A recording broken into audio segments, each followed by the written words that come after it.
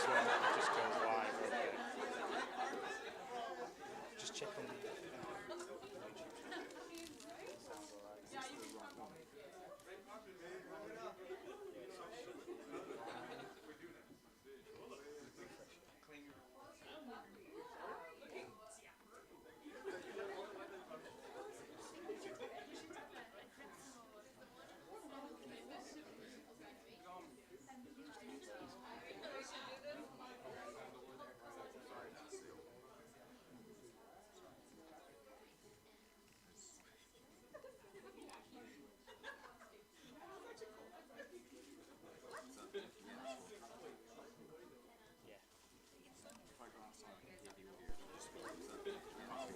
Okay.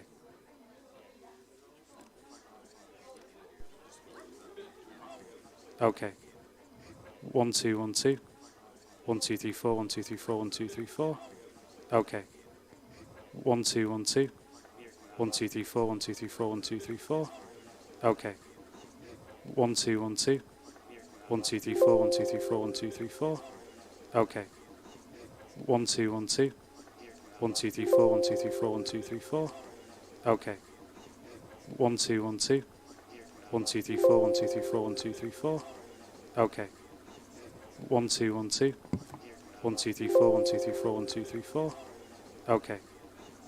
1 2 1 2. 1 2 3 4. 1 2 3 4. 1 2 3 4.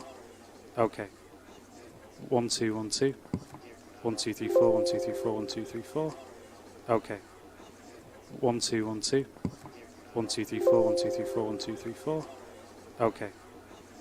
1 2 1 2. 1 2 3 4. 1 2 3 4. 1 2 3 4. Okay. 1 2 1 2. 1 2 3 4. 1 2 3 4. 1 2 3 4. Okay.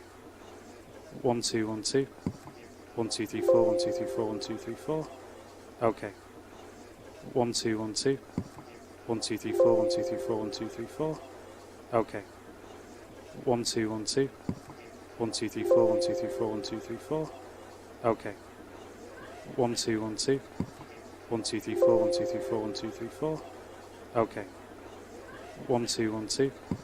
1 2 3 4. 1 2 3 4. 1 2 3 4.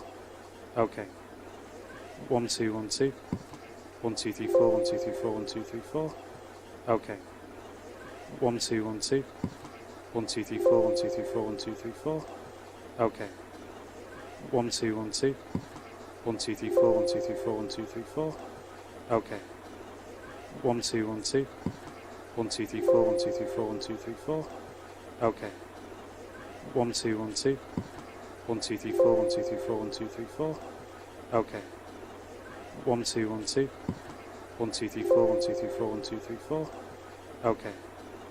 1 2 1 2. 1 2 3 4. 1 2 3 4. 1 2 3 4. Okay. 1 2 1 2. 1 2 3 4. 1 2 3 4. 1 2 3 4. Okay. 1 2 1 2. 1 2 3 4. 1 2 3 4. 1 2 3 4. Okay.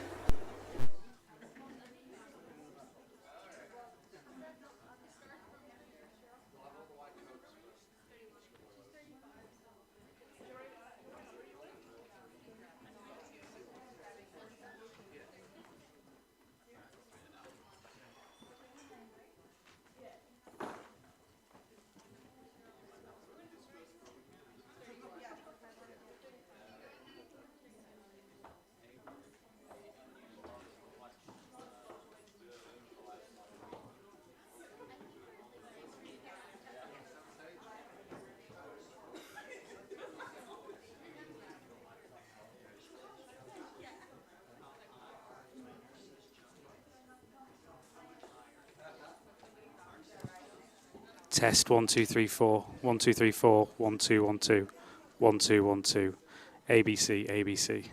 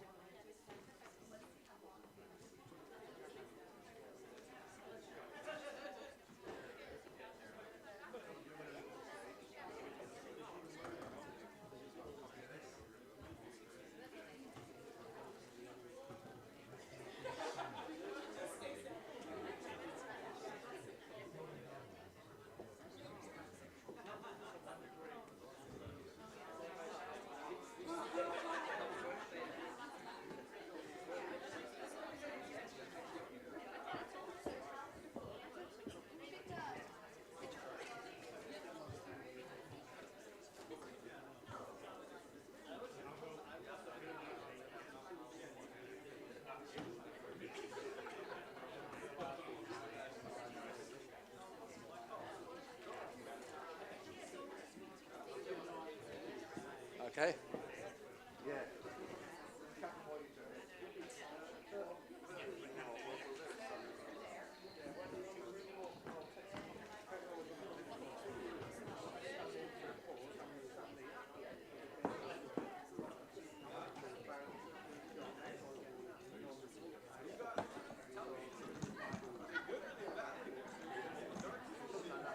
Is that all right?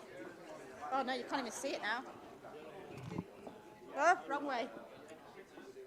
Martin, go the other way.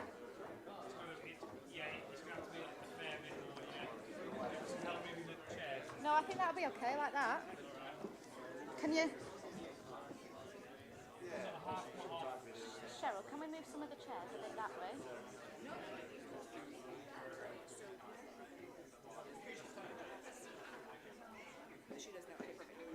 Can we just, I'm just trying to get the camera angle. I said, focus more on this bit because that's where the chair is. Yeah, so the camera's up there, right? They're introducing each of us. So we just need to move, look at where Martin is now. I would appreciate you adding MD after. Oh, yeah, yep. Will do. So I think we move the podium here. So, Okay, do you want to move it there? And then would you mind if we move the podium over there? yeah, go for it. There's glass in it, so. Yeah, just be careful. It's the one that we use for everything.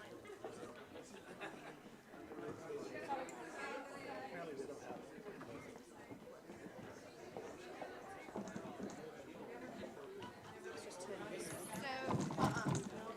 No, this way. Okay, let's move the chairs that way. Let me.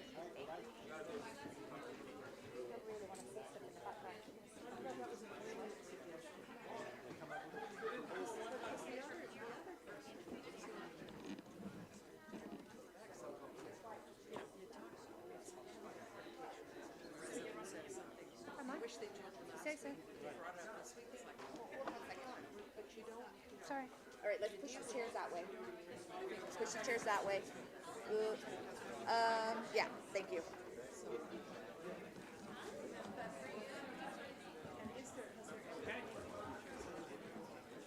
This way. Keep going. Yeah.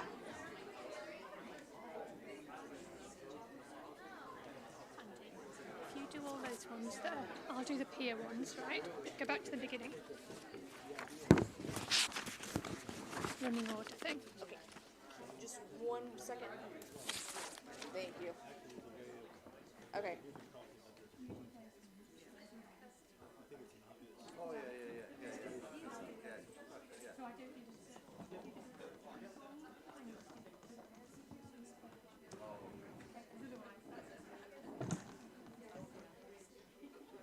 That's kind of centered, no? With this one? Yeah, Okay. yeah, with the, it's an angle, isn't it, so it's tricky, but... I'm so sorry. Now sorry.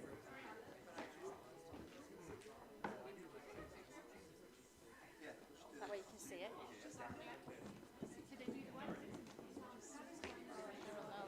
I got it. Still hold on. Yeah. Now let me just.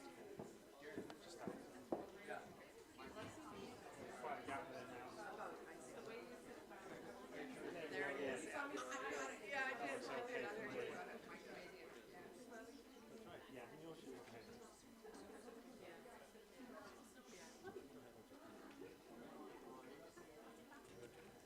Because they laugh at you. That's right. Well, I say, and my It starts out A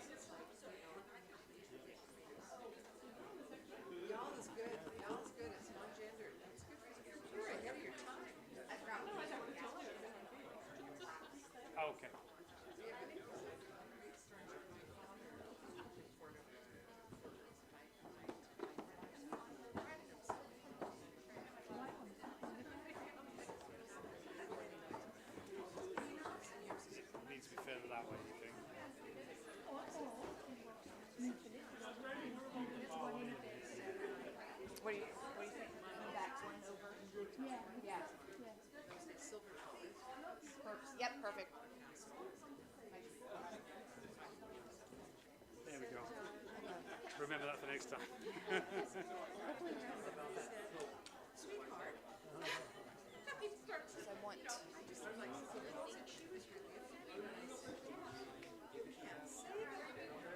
We talked about it. And finally he stopped. And then You want to tune in early? Got a show at least. he said, you know, the Lord made the children to walk in the desert for 40 years because some things take a generation to change. He said, I can't change this. He said, I don't mean anything negative by it, but I know I will try.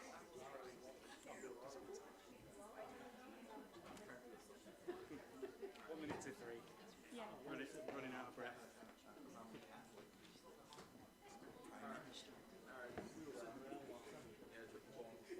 Yeah. No, I've not muted it. Just get the chatter of the room On the edge. beforehand, it's fine, yeah. No, the Scottish and Irish can do that. But we can do new. Yeah.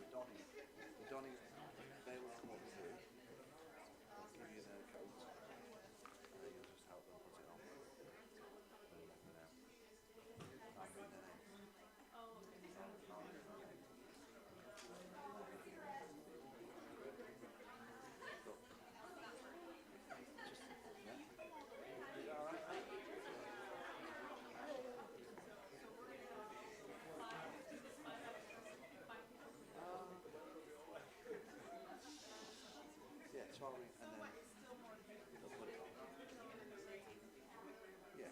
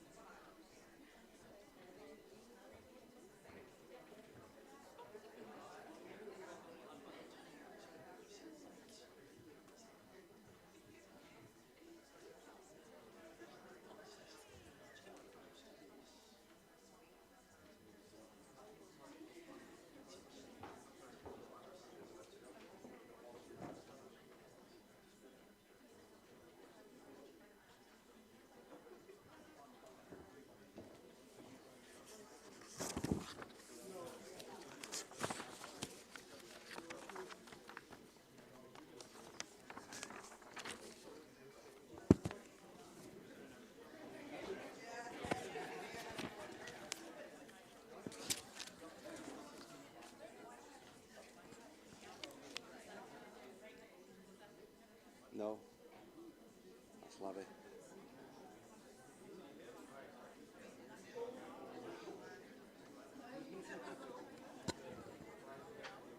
We got the okay. Let's go, Catherine, okay?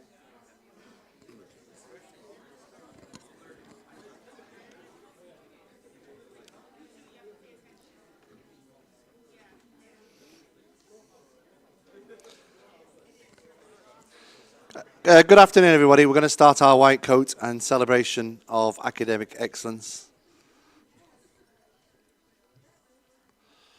We'll be asking the recipients of awards and for the white coat to come up on the stage. The donning of the white coat, the students will come up on the stage, bring their white coat, and Dean Pirani will help for you to put that white coat on. You'll return to your seat, keeping your white coat on, and then when everybody's put the white coat on, you'll come on and say the oath, and you'll recite the oath together, and we'll be stood up for the oath.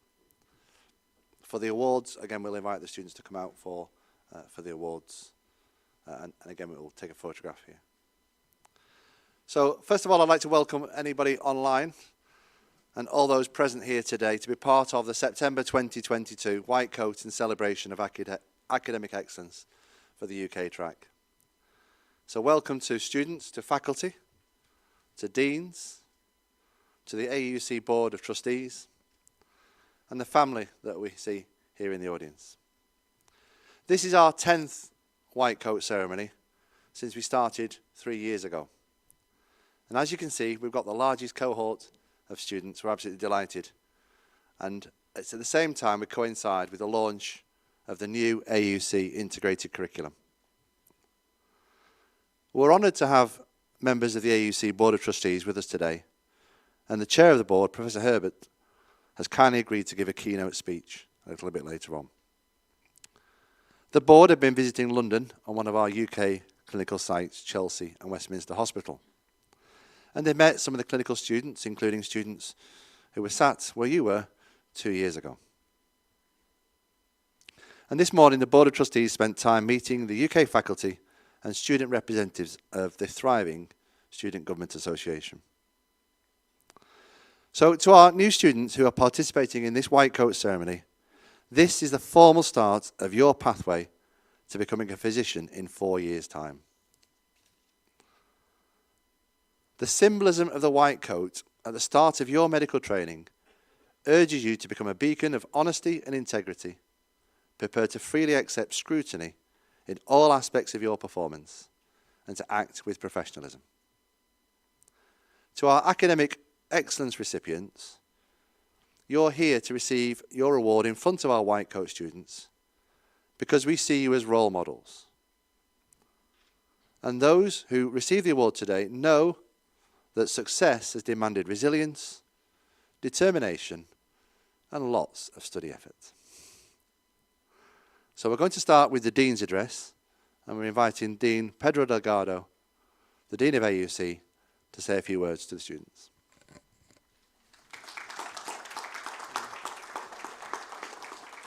Thank you, Professor Ginty, Dean Ginty, and welcome to all of you. On behalf of the Board of Trustees, your faculty that are here, faculty that are at St. Martin in the U.S., and the other deans here, Dr. Pirani, I want to welcome you to this ceremony.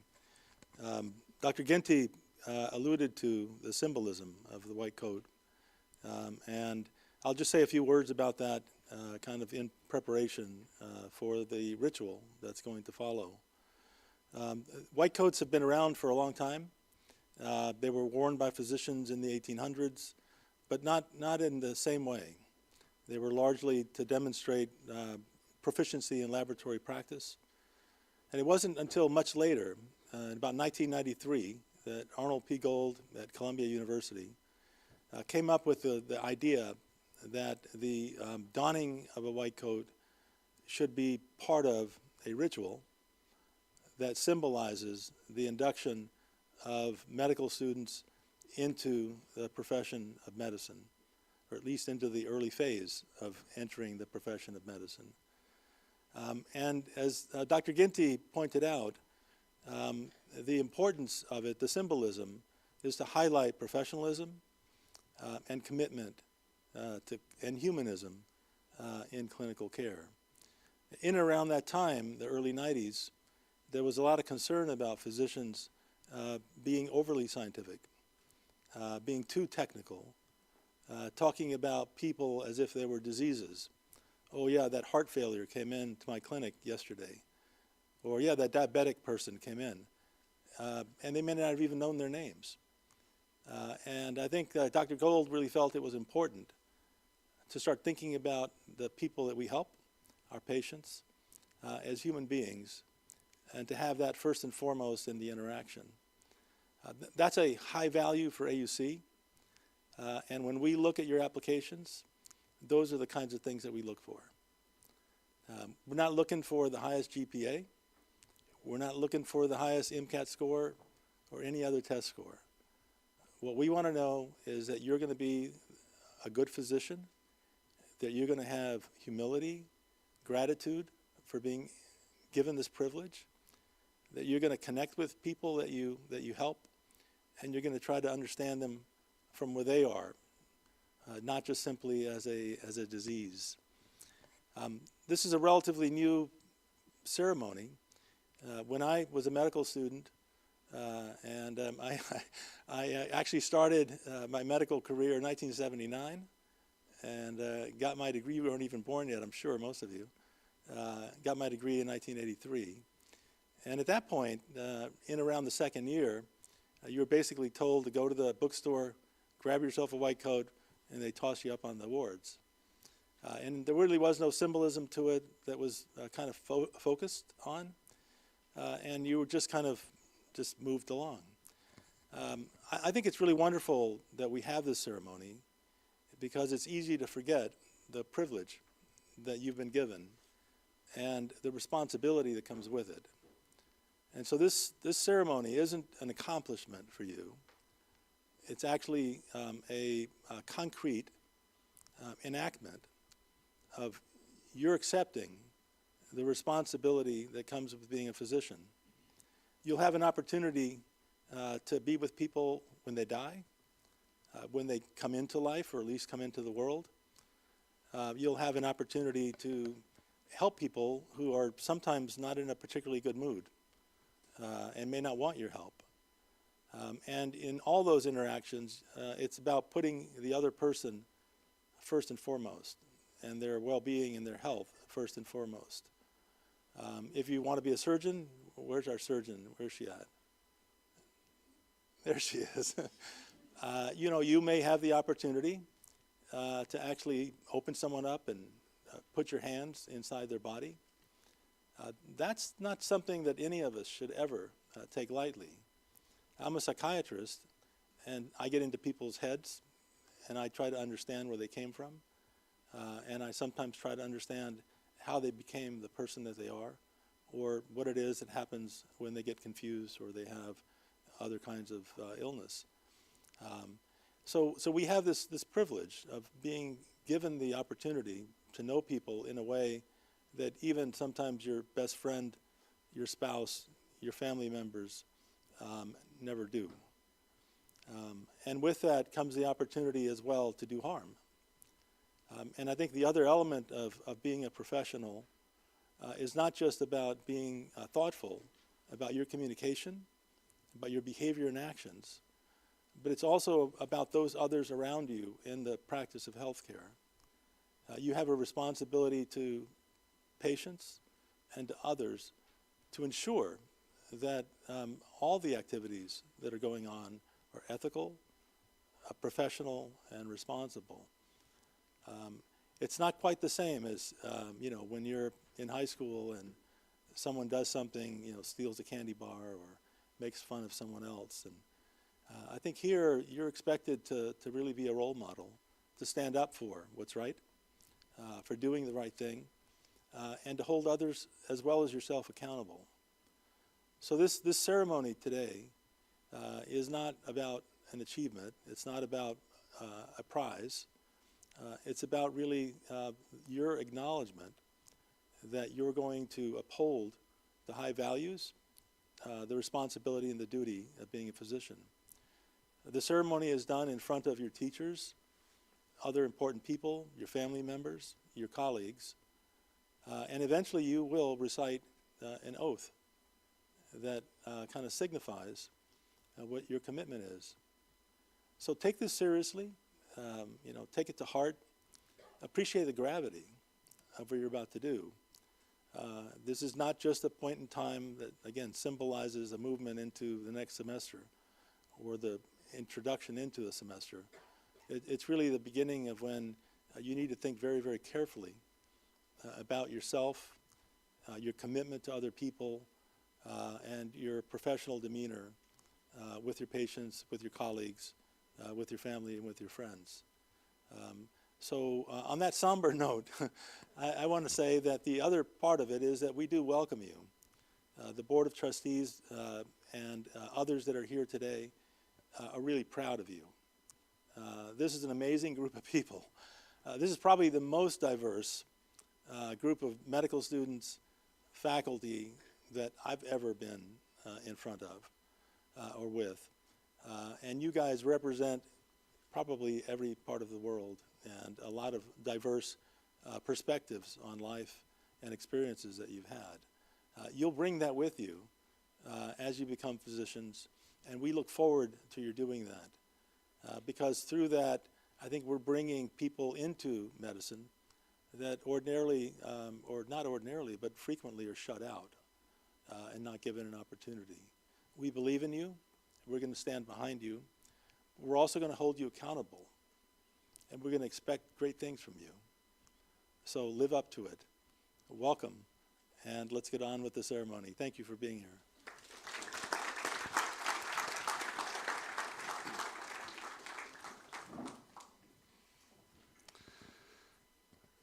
I'm now going to ask Professor Carol Herbert for our keynote congratulations. Professor Herbert is Professor Emeritus of Family Medicine at Western University in Canada and Professor Emeritus of Family Practice at the University of British Columbia, Vancouver in Canada.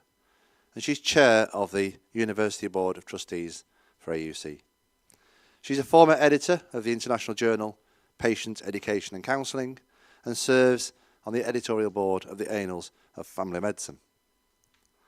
Dr. Herbert is a recognised leader in interprofessional education and collaborative practice, and in women's health.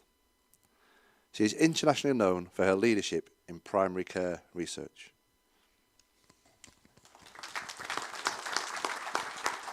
Thank you.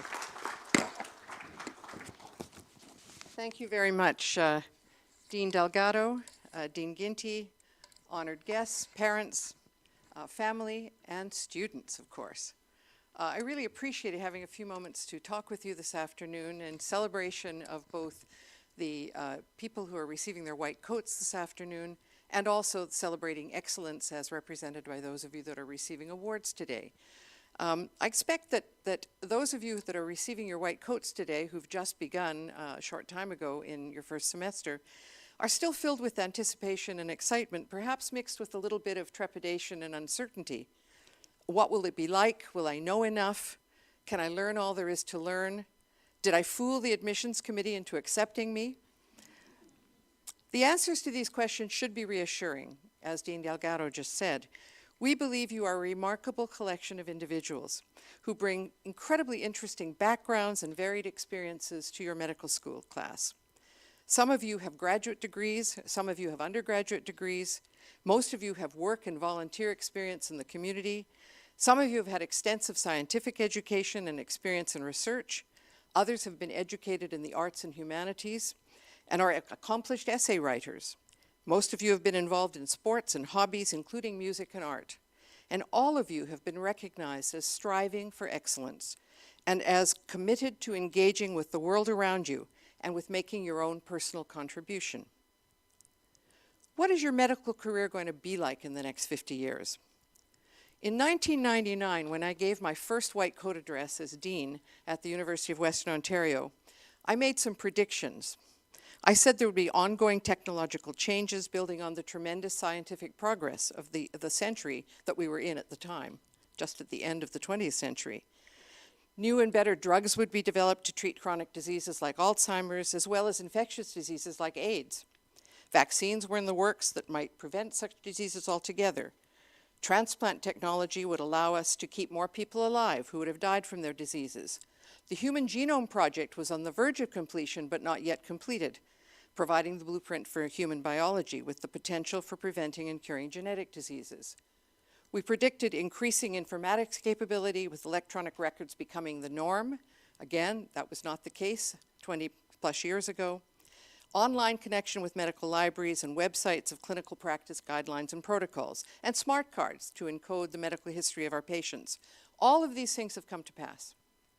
But so has the new challenge of coronavirus and potential other cross-species pathogens. And we've increasingly recognized the importance of the social determinants of health and illness, which have more impact than medical care when it comes to the health of individuals and populations.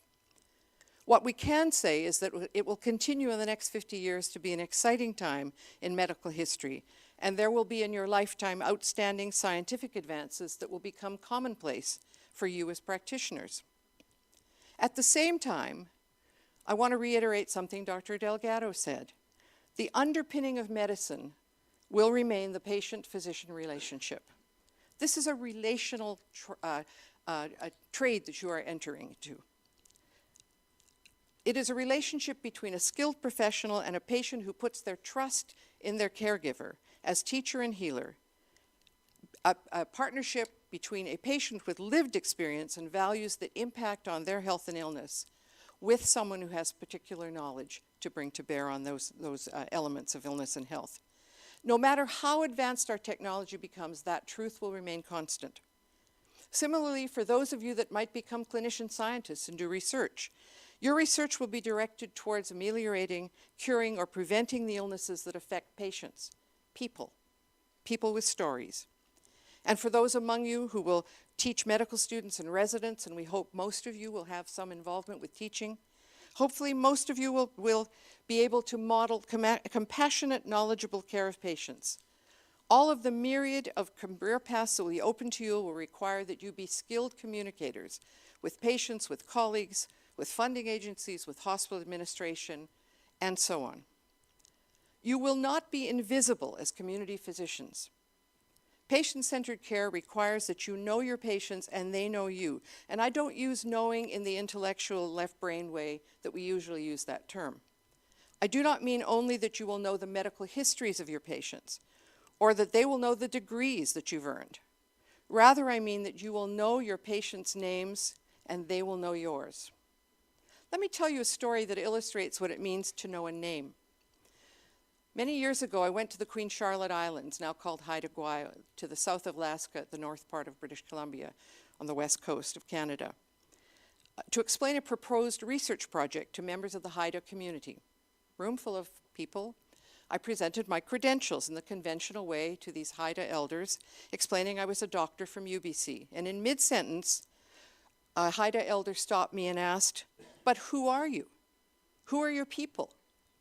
She taught me that amongst the Haida, who your people are, what family and clan you come from, determines whether you're trustworthy. What became a wonderful working relationship with members of that community was predicated on the trust and respect inherent in sharing family stories, being visible to one another as individuals with both families and stories. As the project went on, Haida people told us of their stories of living with diabetes, a disease which represents loss of culture and way of life. One particularly poignant phrase became the motto of the project: "Our food is our medicine." We told the speaker of that phrase, in the conventional way of researchers, that we would protect her confidentiality. We wouldn't identify her by name. She asked with some puzzlement, "What value are the words if you don't know who spoke them?" Again, I learned that meaning and believability of ideas for these people depended upon the good reputation of the speaker for knowledge and truth-telling. So too, as physicians, you will develop relationships of trust, caring, and respect with your patients, whom you will come to know over time in situations of vulnerability, fear, pain, and triumph. And these are relationships. They're bi-directional. there's mutuality. Although you're putting on white coats today, that is not to separate you from your patients. It's to affirm, again, the things that Dr. Delgado said about responsibility. As physicians, we're witness to the personal, the unique and precious idiosyncrasies of individuals whose names and families we know, who have life stories we're privileged to hear, which are the contexts within which illness occurs and is played out. And in turn, these individuals and families whose lives we come to know our lives as well. For those of us who follow patients over many years, our patients watch us age as we care for them. In the best circumstances of community-based practice, they see what we put in our shopping carts. They see how we behave at our kids' soccer matches, football, sorry, and vice versa. They forgive us our failings as we overlook their foibles. We're people in relationship with one another. I want to share over the next few minutes just some of my own career story to illustrate how opportunities will come to you where you will be able to make choices that will determine your career path.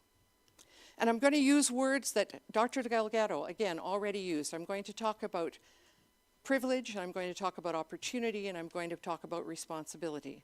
And I'm going to end with passion. Remember those initials, P-R-O-P. Some of these opportunities will be those for which you have planned. Some of you already know what discipline you think you want to practice, and that's great. But others' opportunities will be accidental and unplanned.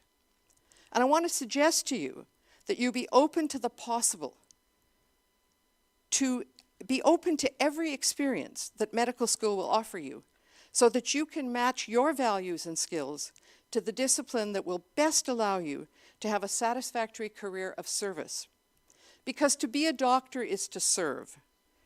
We are privileged. We are privileged to train as doctors, but that privilege brings with it as well a responsibility to pay it forward, to give back, to help to repair our own imperfect world.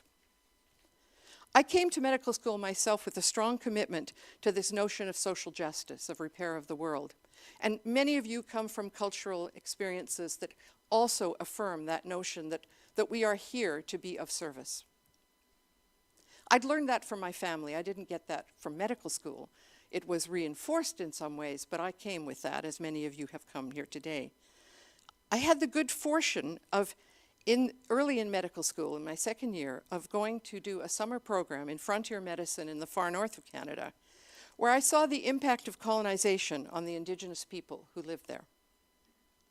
I saw firsthand the impact of poverty, of substance abuse, of violence within families, but I also saw how resilience and community support could make a difference.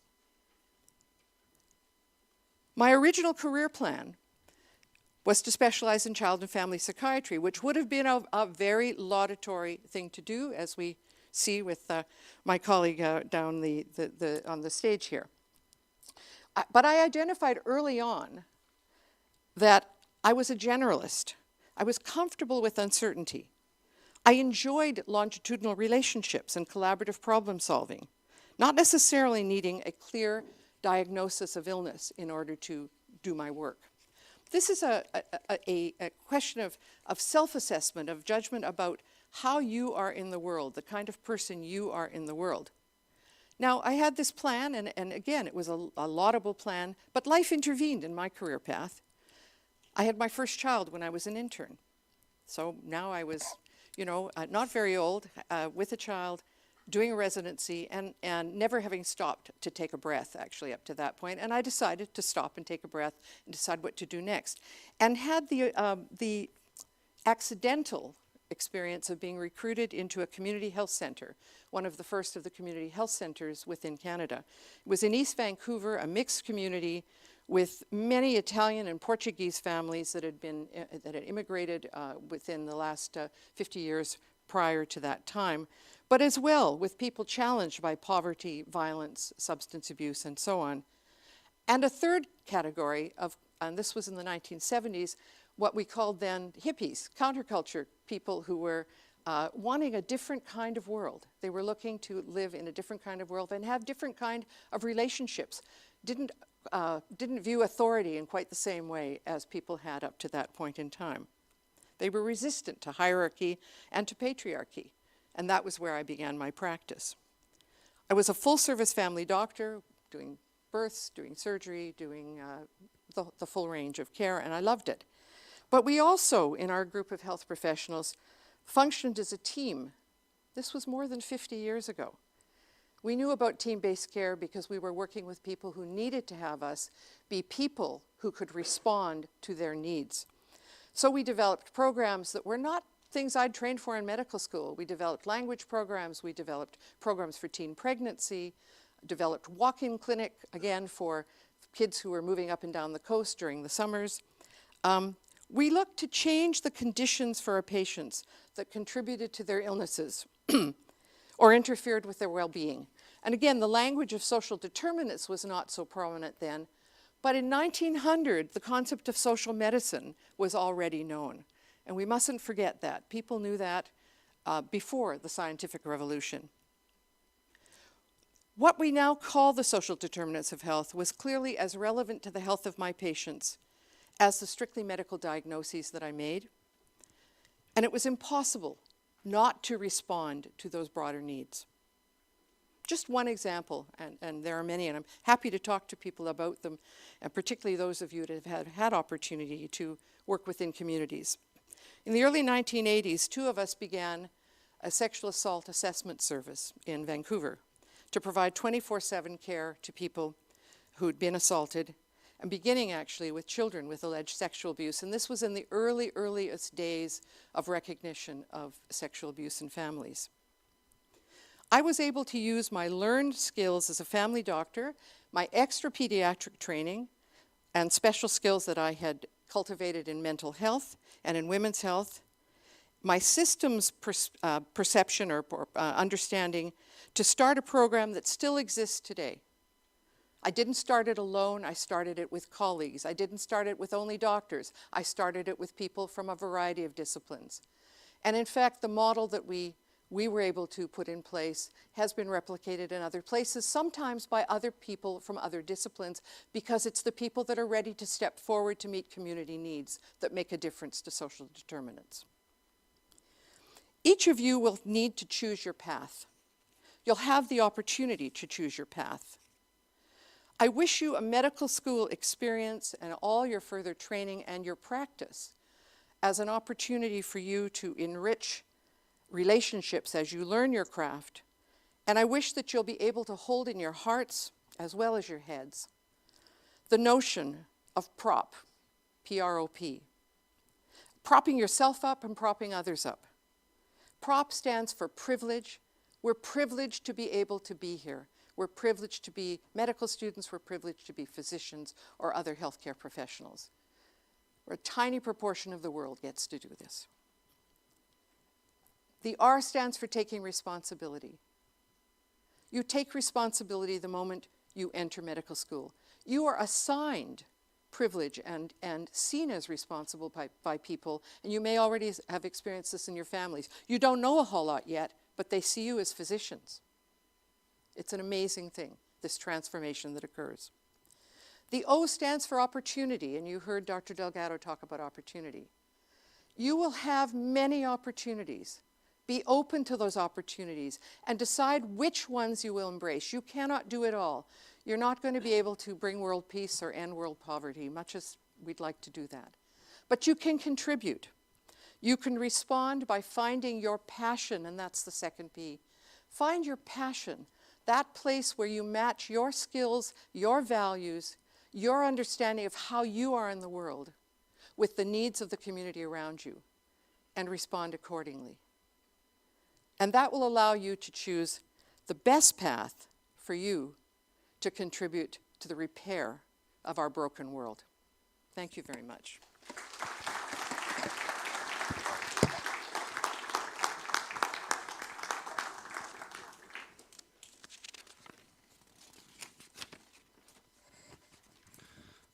We're now going to move on to the donning of the white coat, and that will be followed by the recitation of the modern Hippocratic Oath.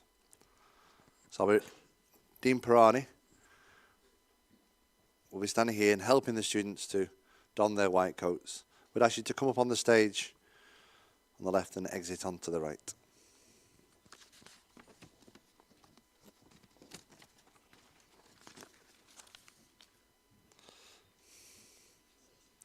Sir Hussain Ajami.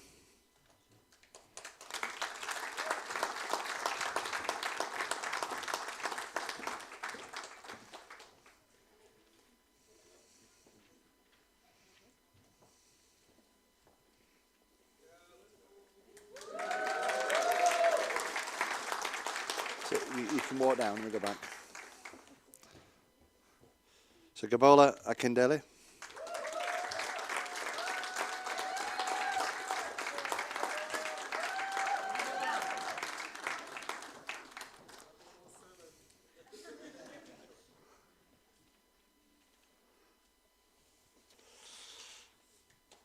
Maria Sad.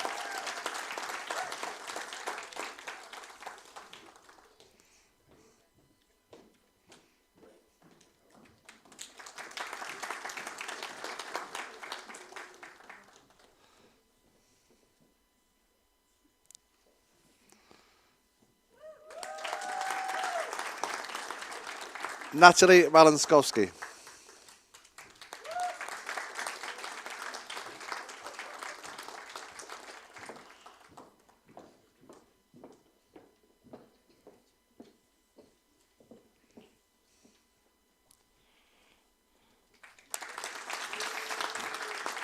Kirash Baravon.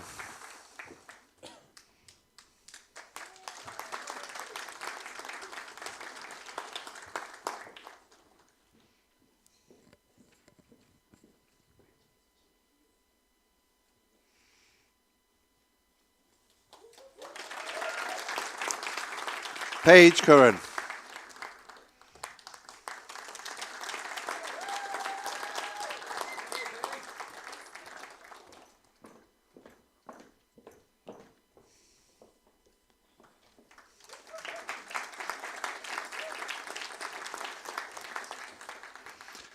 Jacqueline DeMarco.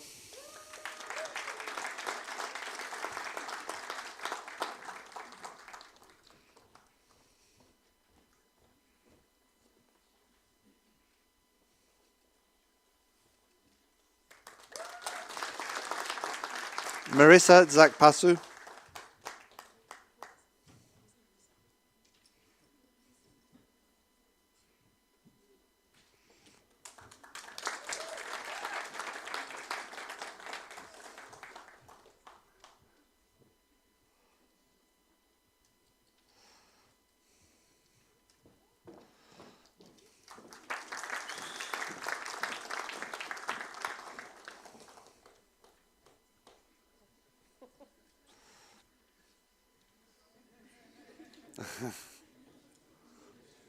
There's always one.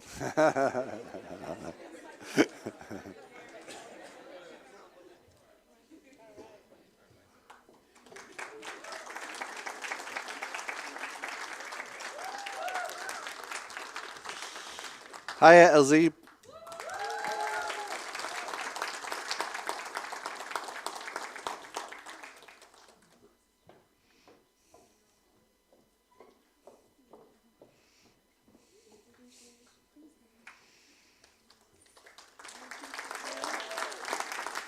And Yoshugu.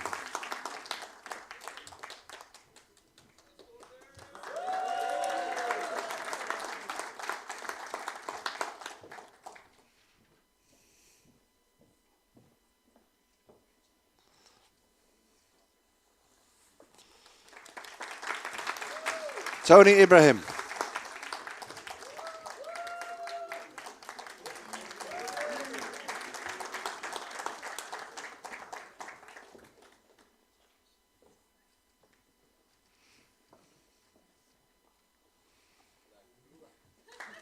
Daniel John.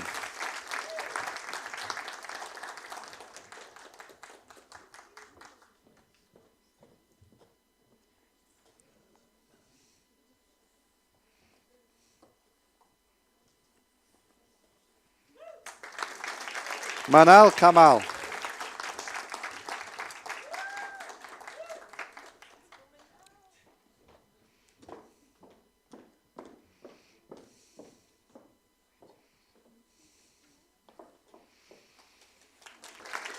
Anirit Kaur.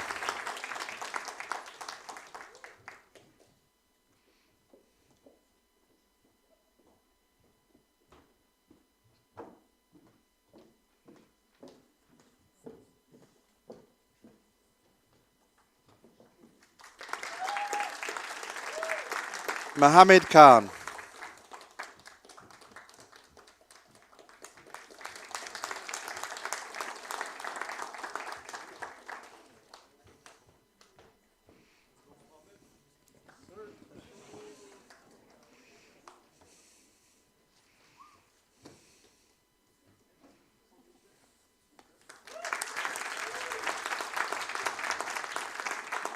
John Bryce Kubiwama.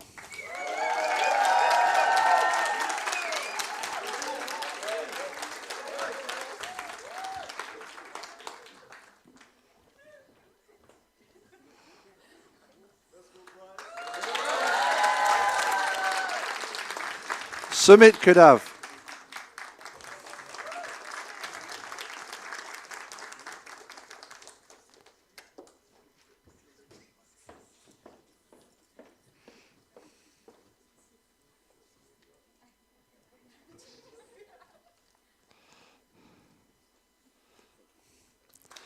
Dipaka Mohan.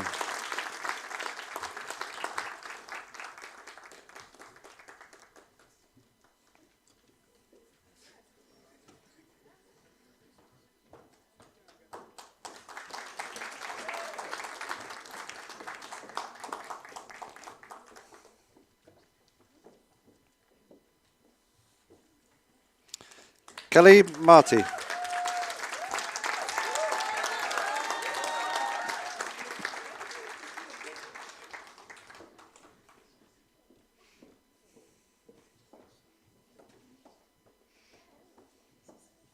Luke Masai.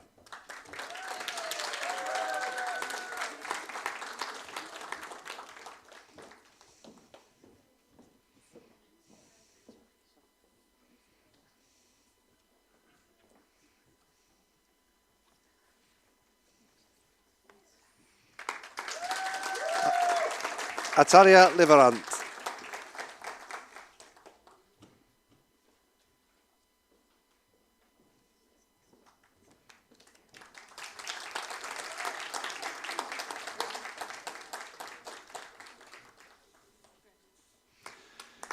Jaiwiria Mia.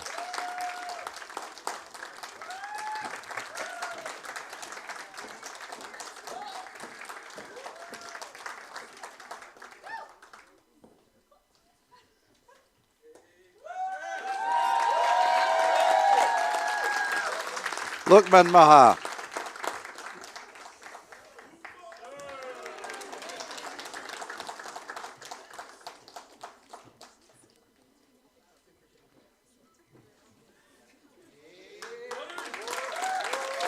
Karin Muria.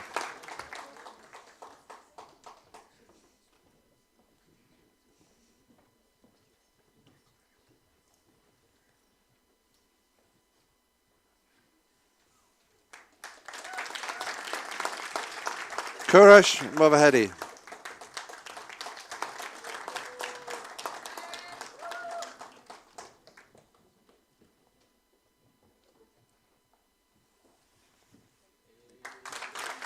Amir Nazik Khan.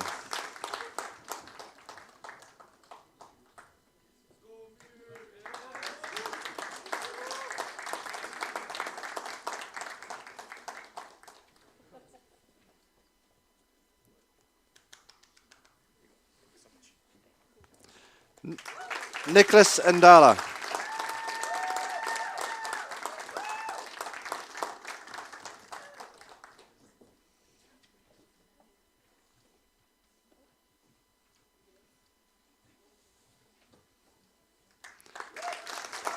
Chindima Nzibia.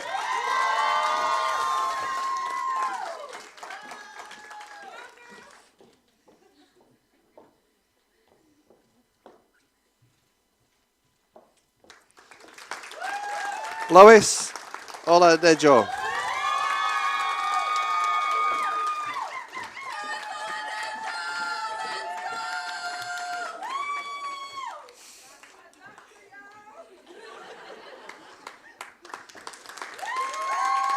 Hadiza Onyebi.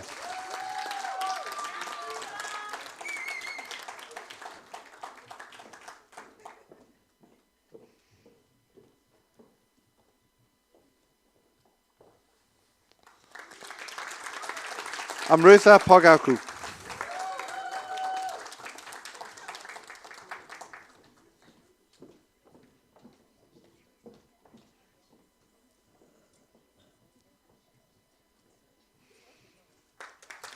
Anki Key.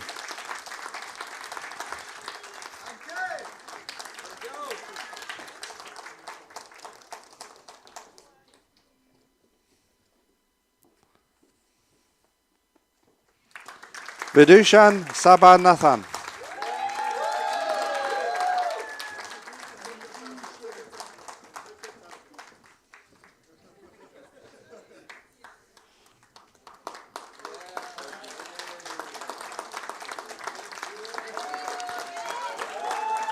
Konstantinos Zabukis.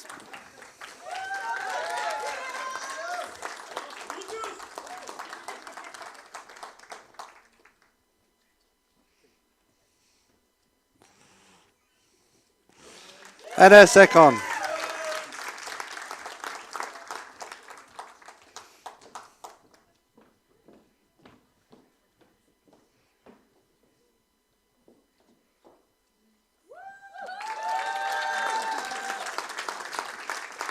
Alexis Seniuk.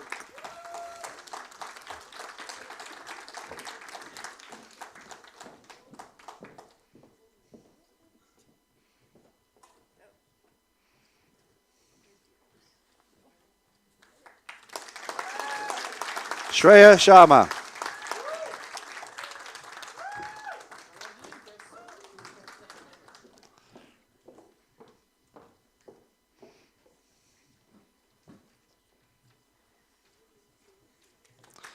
Gregory Spencer.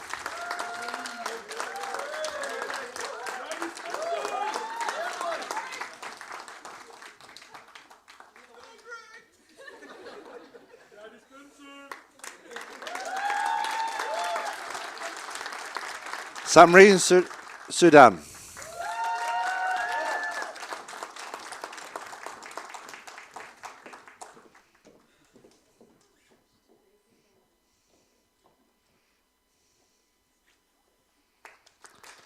And Tejaswini Thakur.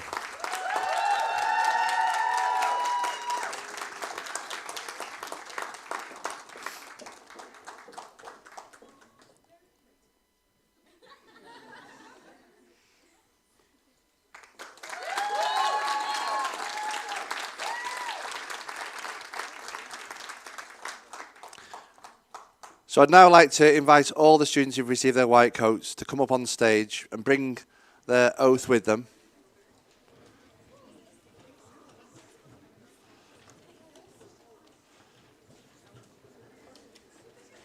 And we invite any physicians who'd like to stand up as part of the recitation of this oath.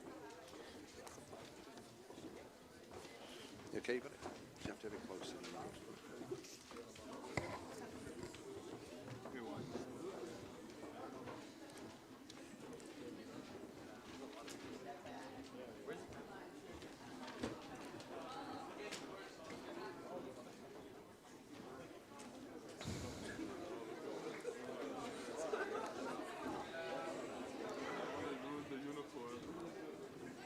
You can stand in front of you. No, I'm good. I'm good. Okay. Please. Is there more? Yeah, they're still going to Okay. Thank you. They vertically challenged. Should we shift over this way? This way?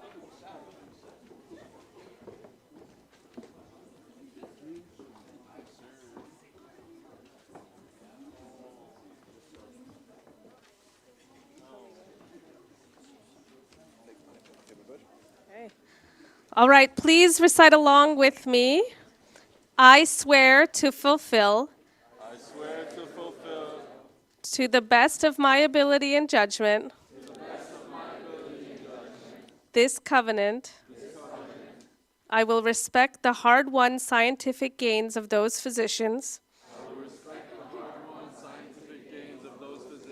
In whose steps I walk and gladly share such knowledge as is mine with those who are to follow. I will apply for the benefit of the sick all measures that are required. Avoiding those twin traps of overtreatment and therapeutic nihilism. I will remember that there is art to medicine as well as science.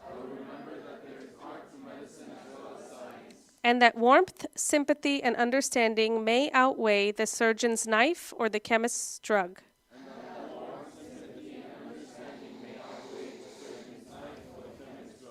I will not be ashamed to say I know not, nor will I fail to call in my colleagues when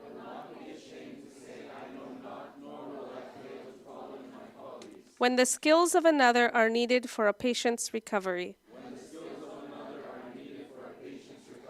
I will respect the privacy of my patients, for their problems are not to be disclosed to me that the world may know.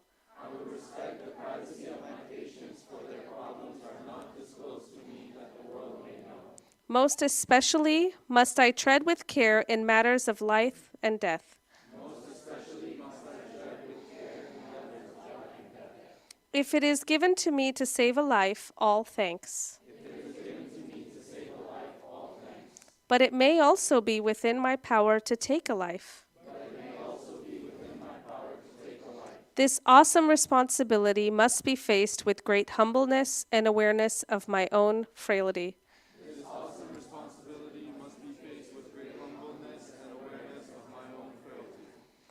Above all, I must not play at God. I will remember that I do not treat a fever chart or a cancerous growth,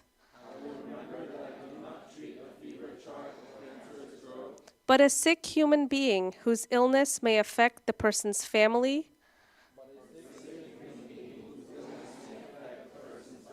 and economic stability. My responsibility includes these related problems. If I am to care adequately for the sick,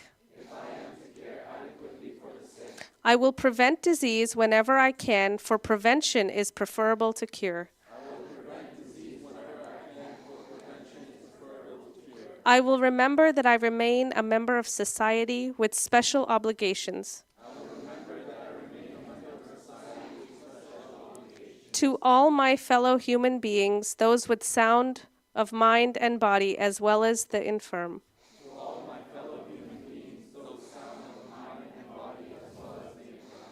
If I do not violate this oath, may I enjoy life and art, respected while I live, and go ahead.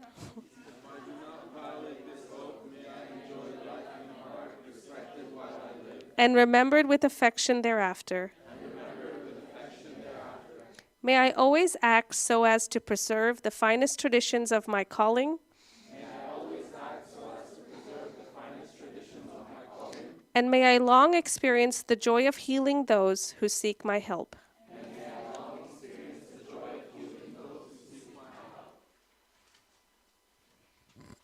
Well done. Well done, everybody. Thank you very much.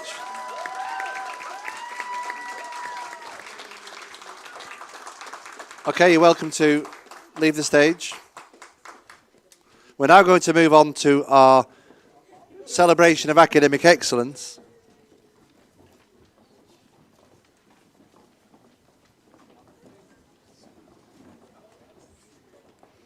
And our first award is our Peer Tutoring Appreciation Awards. So we'll invite Jem MacDonald as our senior tutor and Dr. Sue Jameson as the principal lecturer for the programme to give the awards.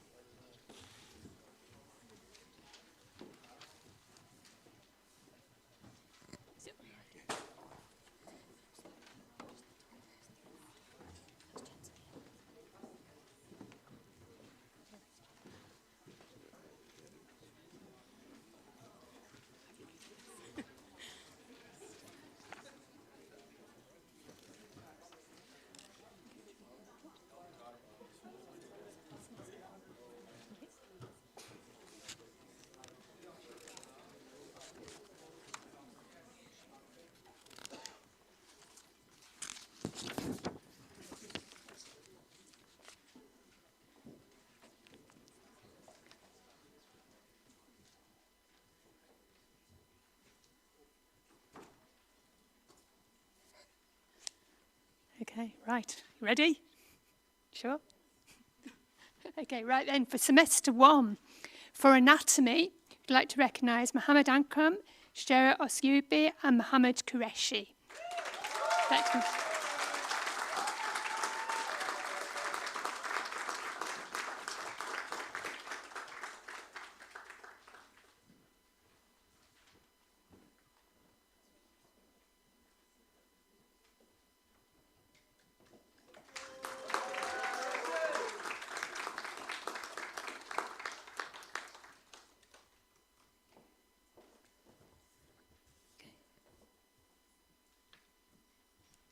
Okay, for histology and embryology, Depeche Bat and Ozukamoga Okoro.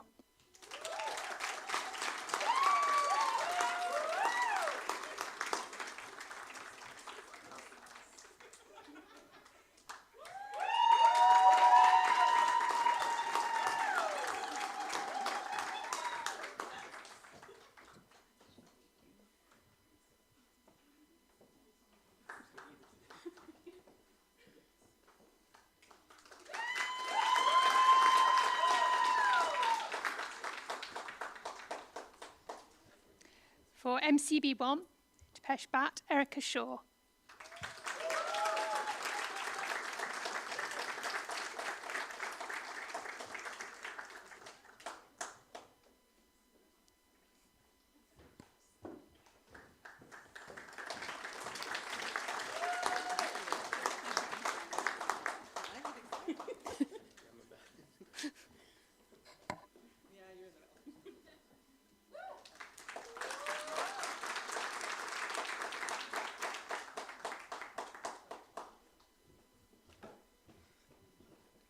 Semester 2 tutors, immunology, Haditya Bell and Greer McKinney.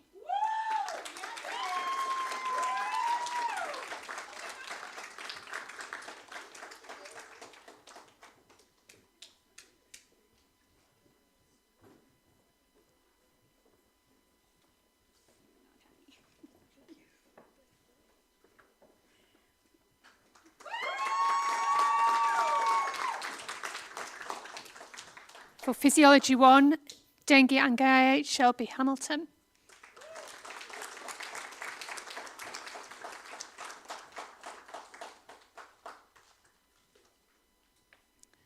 For MCB2, Vanessa Ezakuze, Kyung Han Kim.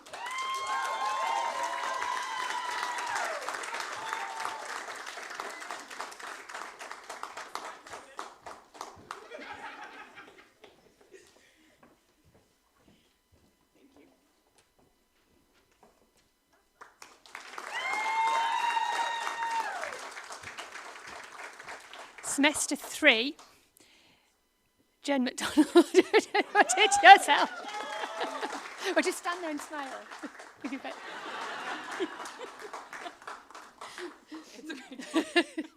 That was from Ed Micro. Okay, Pathology 1, Jen McDonald and Lana Taraf-Kujak. Is Lana here?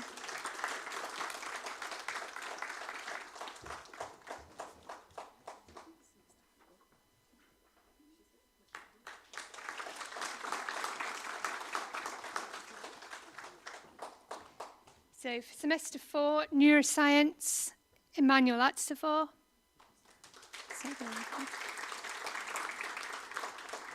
And for ICM, Ramsha Rehan.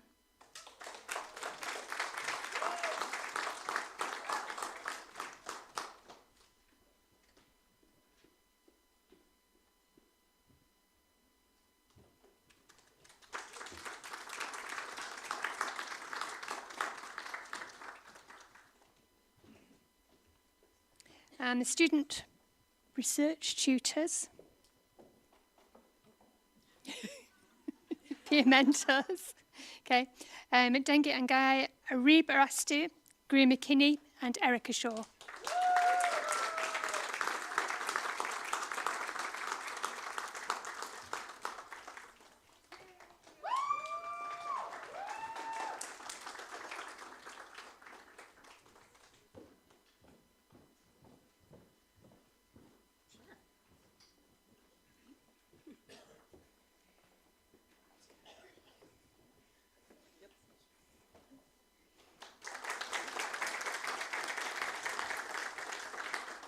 Okay. I'd also like to recognise Jen MacDonald as the senior tutor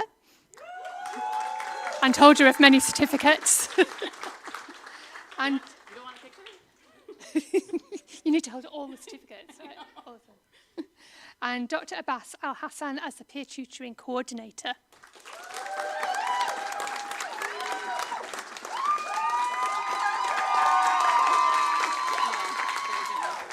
Okay.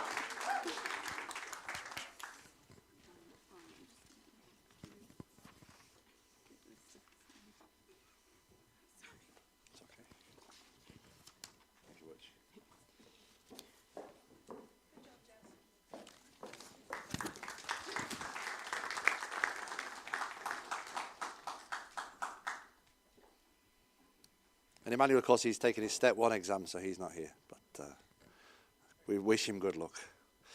So we'll now move on to our Faculty Appreciation Awards. We're inviting the President of the UK SGA, Vanessa Ezekwuze, to come up. And Father Jeff Hamblin, MD, will help give the awards. The Reverend Jeffrey Hamblin, MD, is a graduate of the American University of the Caribbean School of Medicine. And he served on the AUC Board of Trustees since 1993 in various capacities, including Chairman of the Board of Trustees. He serves as a psychiatric consultant to the New York State and is faculty at Downstate SUNY, Brooklyn, and LECOM, Bradenton in Florida. Vanessa. So it'll just be a photo. Okay. So, Vanessa, do you want to do that?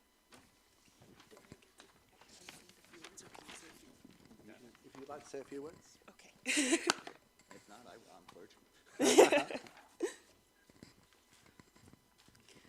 Good day, wonderful people. Hello.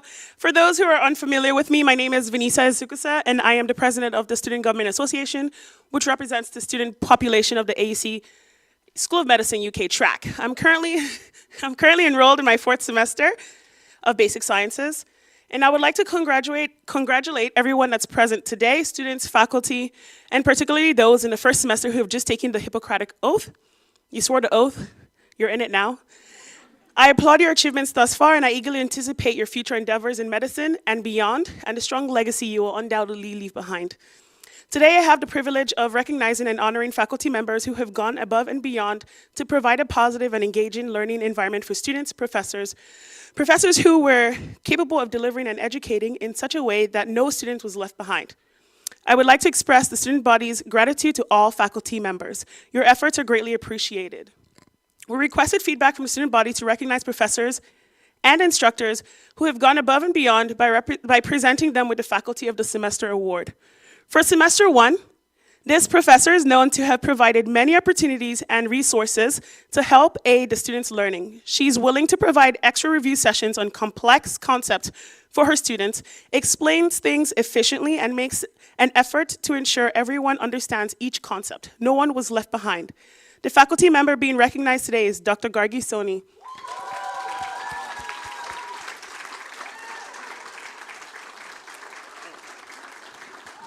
Do you want me to hold this for you? No, just. Okay. Yay.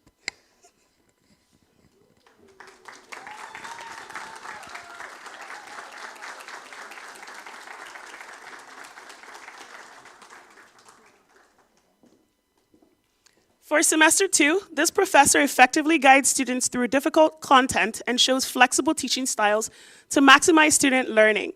The student body mentioned that she conveys an understanding of the course in a confident manner, which allows the students to approach her for help.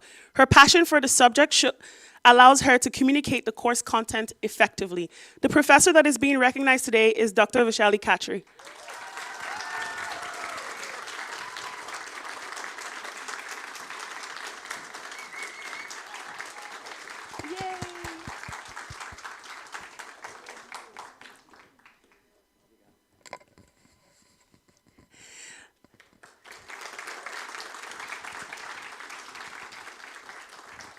For semester 3, The professor taught the whole semester with immense enthusiasm and knowledge, making the class fun and interactive. His anecdotes were so memorable and made exam taking easier because his voice was ringing in our heads, such as hyper, not hypo, and PTH being a jealous lover wanting to keep calcium and kicking out phosphate.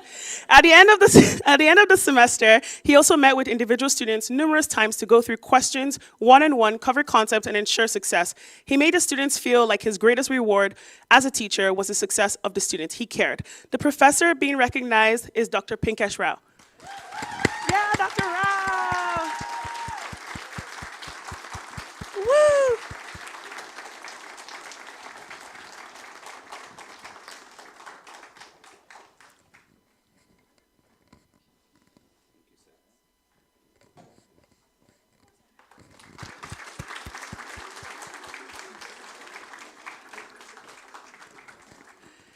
For semester 4, this professor is known for always being accessible and supportive, especially in times of great distress.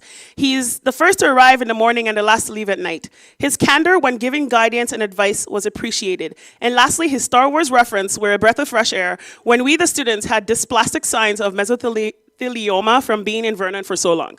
The professor that is being recognized today is Dr. Mazim Al-Sahali. Salhi. Yeah, Dr. Mazim.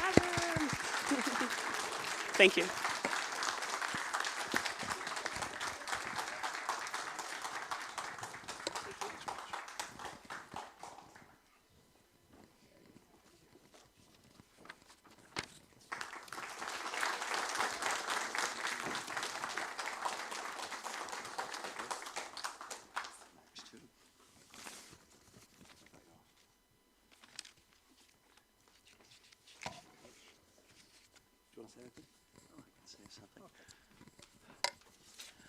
It's very hard for a clergyman not to say something, no matter what your tradition. But as an alum of the school and as a board member for almost 30 years, this is one of the most exciting times I can remember. I thank your present dean and faculty, as well as our overall dean and academic dean and members of the board who are here. And especially now for the faculty, and I understand there's some awards to be given that I'm supposed to shake hands for. But go back to your physician's oath.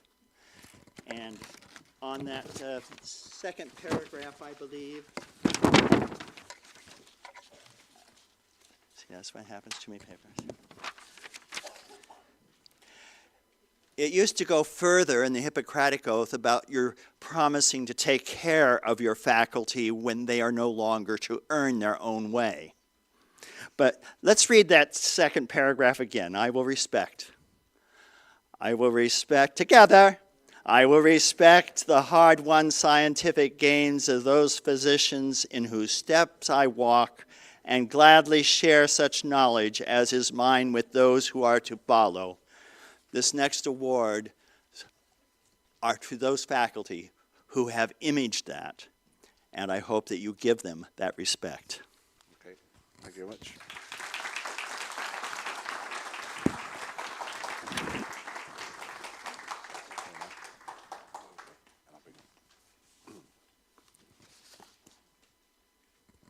So our next awards are for the Dean's List recipients.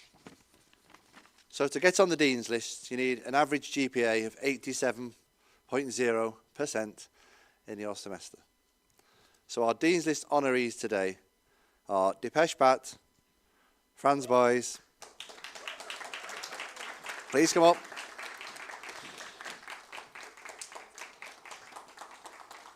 Would you want to come on? Oh, I'll just, yeah, you can. If you do this one, Catherine will give you the. So Dipesh first.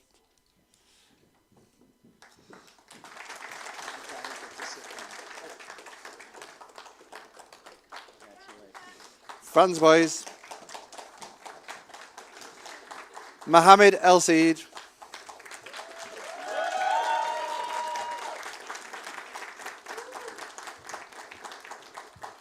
Vanessa Ezekwuze.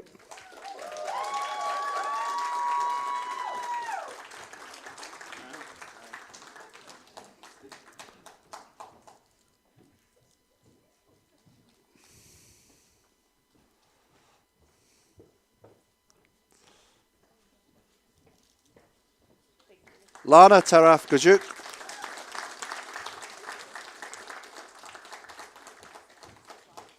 Lana.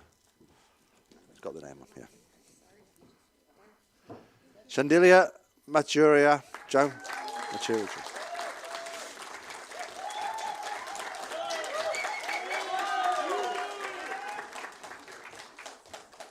Hold up. Gray McKinney.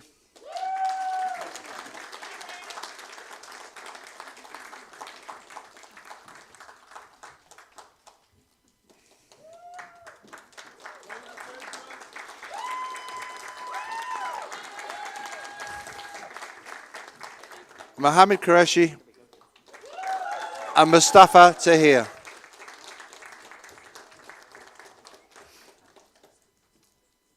This is Mohammed.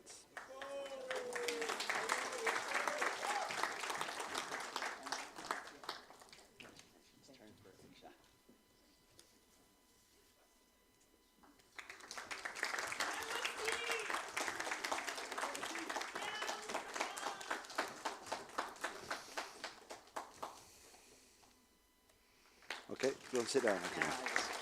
Pedro, do you want to come up?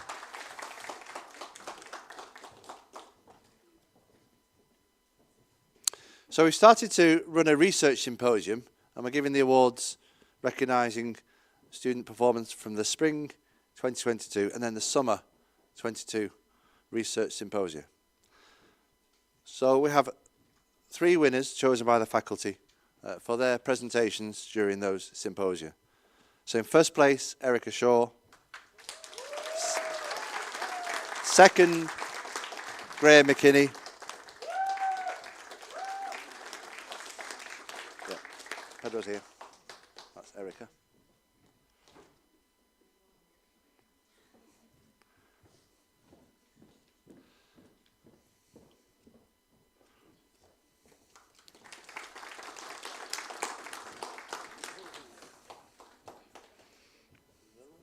Graham McKinney, yep. Catherine, Grays. Perfect.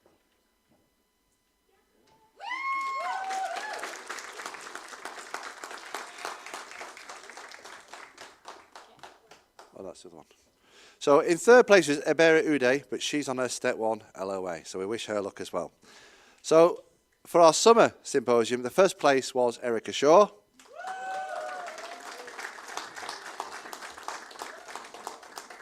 Second place was Mohammed Al Saeed.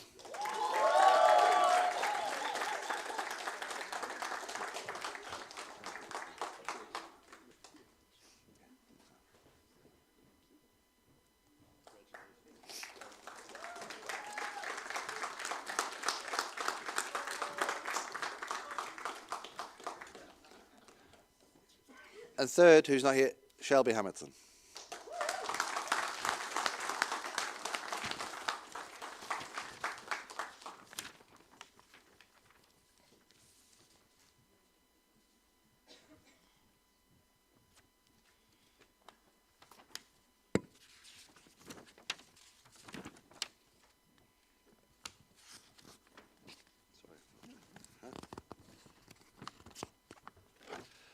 Our next set of awards are for the Student Engagement Awards. So these are chosen by the faculty for students who they feel have really worked really hard during their courses or supported other students.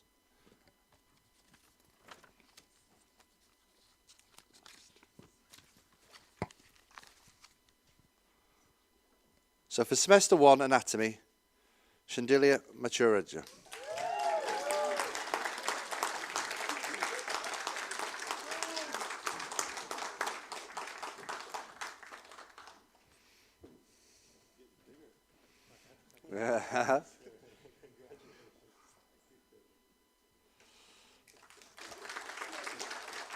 For Molecular Cell Biology, Mohammed Al Saeed.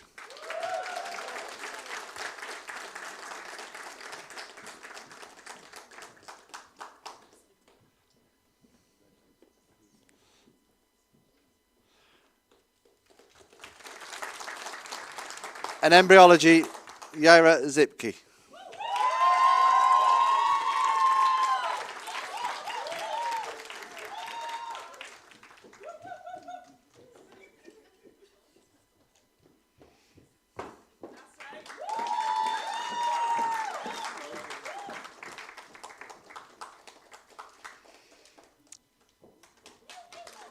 For Physiology 1, Mohammed Qureshi.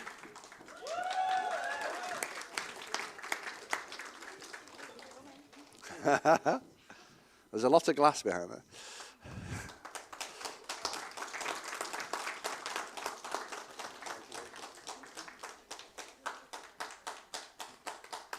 For Immunology, Uzumaka Okoro.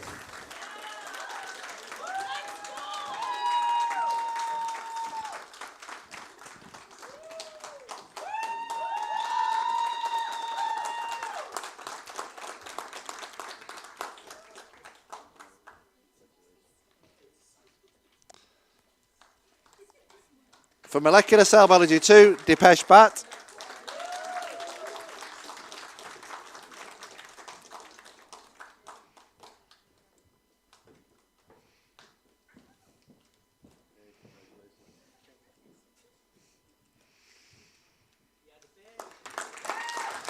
Pathology 1, Graham McKinney.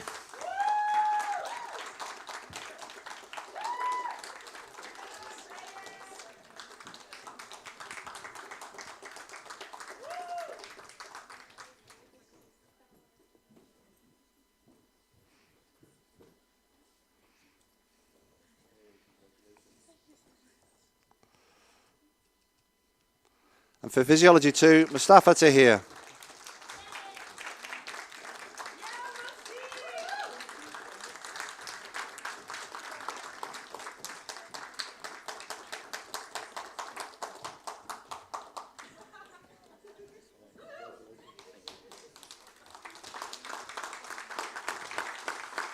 For Medical Microbiology, Vanessa Ezekwuze.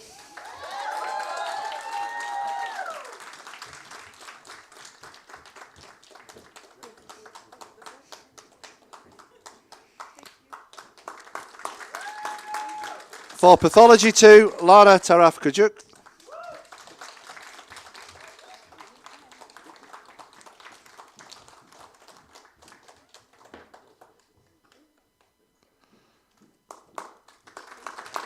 And for Pharmacology, Jennifer MacDonald.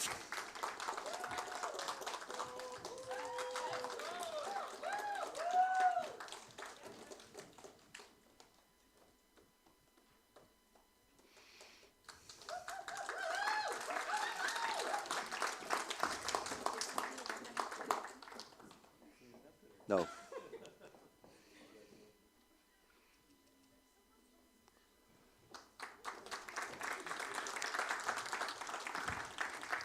And for Neuroscience, Lavanya Raghav.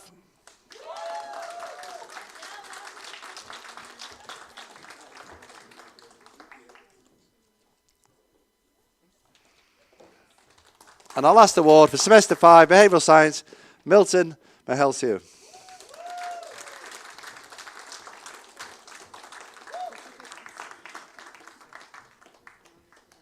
Oh, no, I'll do that, thank you.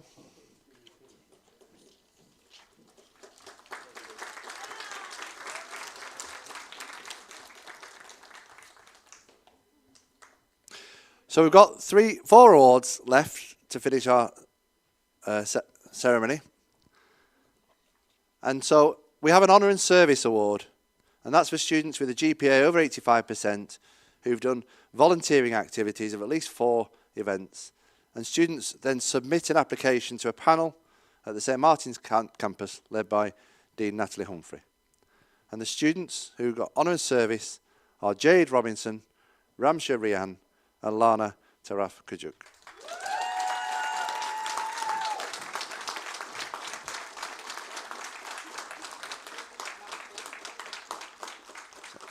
So that's Lana first.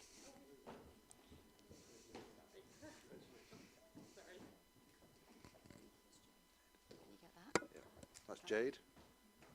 Jade.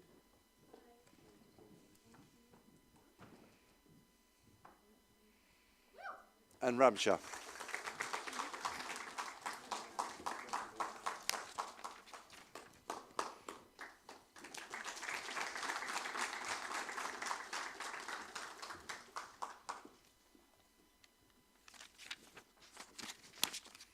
So our last award is an award that we do in the UK track, and it's the RISE Award. And this is to acknowledge the values of resilience, inclusion, service and excellence. RISE was developed in 2019 by the St Martin's Student Government Association.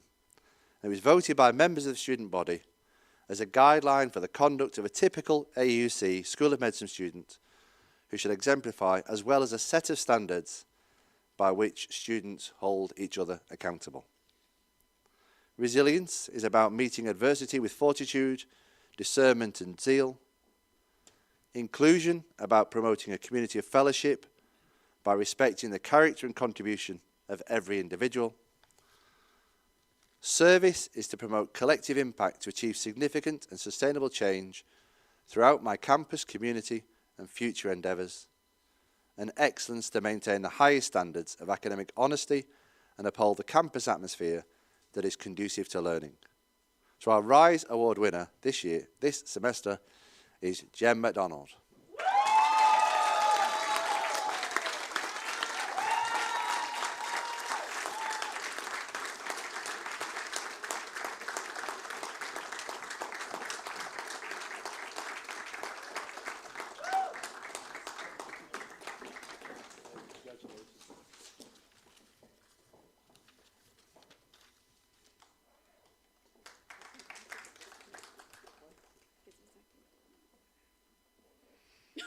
It's okay. Yeah. There's a demo.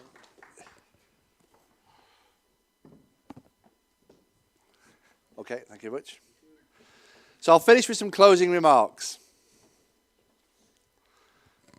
So I want to close this ceremony today with some encouragement for you to appreciate the strengths of those around you today, the students who are studying with you, and the faculty who are dedicated to realising your goal. To our newest students, encourage each other and support yourself. Make time for friends, partners, phone calls back to family, and look after your own wellness. At assessment times, reflect on how to improve when you find gaps in your performance or when receiving constructive feedback from our faculty. Be honest when you evaluate yourself and others, and be compassionate in your own feedback and display pride in your study efforts. Respect those who will train you, those employed to support you, and all those working in the medical school. This semester, support each other in our learning community by joining Thrive in 2 weeks' time. Volunteer for peer tutoring or research tutoring and seek out community events. So as one of your deans, I look forward to celebrating your future achievements as we follow your academic and professional growth. So I hope you've enjoyed this ceremony, welcoming you to our school community and your future participation in the life of the AUC Medical School. Thank you very much.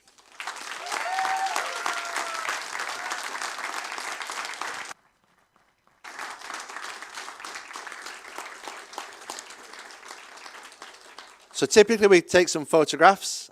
We might do a photograph here, depending on the weather, if it's still beautiful and sunny. Last time we were able to go outside around the student centre, so that might be something we could also do.